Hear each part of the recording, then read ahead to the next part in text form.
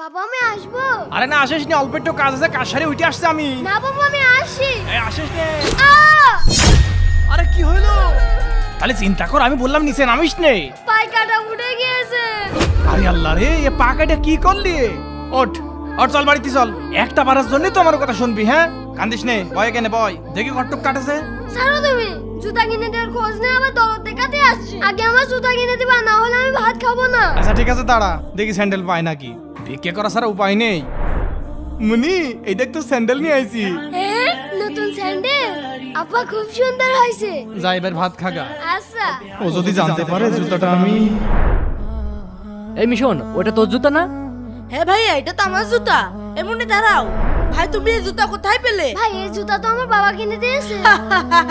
আরে এটা তো আমার পুরাতন জুতা, আমার ভাই ফেলে দিয়েছিল। আরে কি বলছে, এই জুতার খামও আছে আমার কাছে। আরে ওই খামটাও আমার, আমি ফেলে দিয়েছিলাম।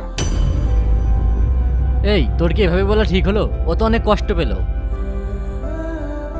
ছেলেটা যে কোনে গেল? বাবা তুমি আমাকে পুরাতন জুতা এনে দিয়েছো। আল্লাহ ও জানলো কোত্থেকে? জুতাটা তো আমি। ভাইয়া আমার এই জুতা খুব পছন্দ হয়েছে। তাহলে এক কাজ করে এই পুরাতন খামার জুতা ফেলে দি। আরে আরে এ কি করছে?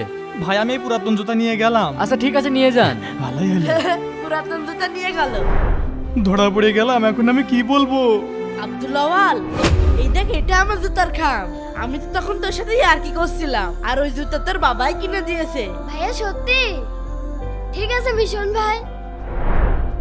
বন্ধুরা, মিশনের জন্য এই ভিডিওতে 20,000 লাইক চাই, তাড়াতাড়ি লাইক করে দাও।